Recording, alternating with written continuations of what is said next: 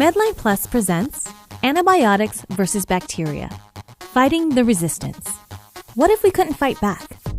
Tuberculosis, gonorrhea, MRSA. These bad bugs are considered by the National Institute of Allergy and Infectious Diseases, or NIAID, to be some of the most threatening organisms on the planet today. They have all joined the resistance. That's antimicrobial resistance, to be clear. Bacteria like these are quickly gaining the ability to thwart our antibiotics, leaving infections much more difficult to treat, and that's a big problem. The CDC estimates that every year, more than 2 million people in the US get sick from antimicrobial resistant infections, resulting in at least 23,000 deaths. The worry is that other bacteria could join this resistance faster than we can develop solutions, or that bacteria become impervious to even more antibiotics, leading to essentially untreatable diseases. Who are these bacteria? Many different varieties of bacteria have developed antimicrobial resistance, but some are more worrying than others. Tuberculosis, or TB, is the #1 infectious disease killer in the world, taking over 1.5 million lives every year.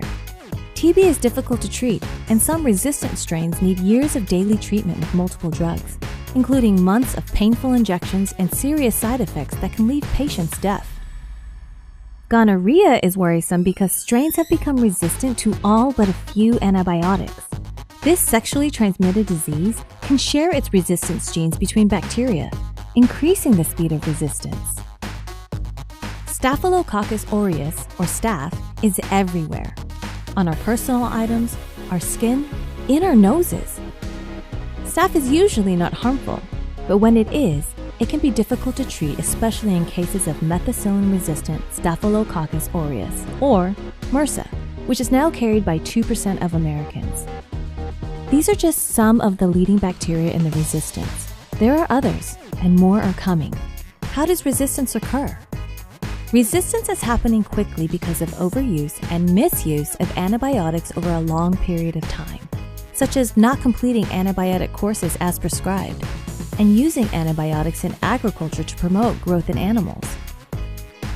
Bacteria multiply so fast that even if we had the perfect antibiotic, resistance would still occur. And every time we use antibiotics, there is a chance that some bacteria survive due to changes in their DNA. The DNA can code for survival advantages such as changing the bacterial cell surface, preventing antibiotics from attaching or getting in, making pumps that spit the antibiotics out before they have a chance to work, or creating enzymes that neutralize the antibiotics. Antibiotics will kill most bacteria, including the helpful bacteria in our body, but the bacteria with the advantages can survive and reproduce.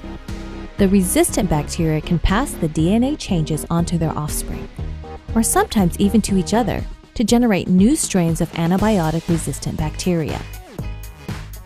What can you do to fight the resistance? Using fewer antibiotics as a society can help prevent resistance, saving antibiotics for when they are most appropriate. The first step is preventing the need for antibiotics by avoiding infections. For example, through hand washing, immunizations, and safe food preparation. Using antibiotics the right way also helps, such as taking prescribed courses of antibiotics as directed to avoid leaving bacteria behind and giving them a chance to become resistant. Missed doses of antibiotics may allow a better environment for resistant bacteria to multiply and cause a resistant infection. By matching specific antibiotics to the bacteria that cause the infections, healthcare providers can fight antimicrobial resistance by reducing the number and strength of antibiotics patients take. Care should be taken that the infections are not already resistant to the antibiotics.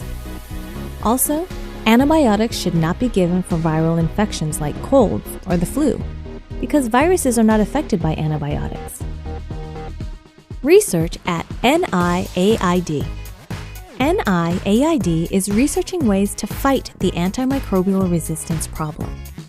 Many avenues are being examined, including finding new antibiotics that expose weaknesses in the bacterial life cycle, looking at ways to boost the immune system to fight bacterial infections, creating bacterial communities that drown out the effects of the infectious bacteria, using special viruses that target and kill infectious bacteria, and improving diagnostic tests to better target bacteria with the most appropriate antibiotics. With good public health practices and cutting-edge research, we may be able to keep up with the resistance and infectious diseases in general. But we all need to work together to stay one step ahead. Find out specific up-to-date research and stories from medlineplus.gov or search NIH Medline Plus magazine. And learn more about NIAID research at niaid.nih.gov. Medline Plus is a trusted source from the U.S. National Library of Medicine.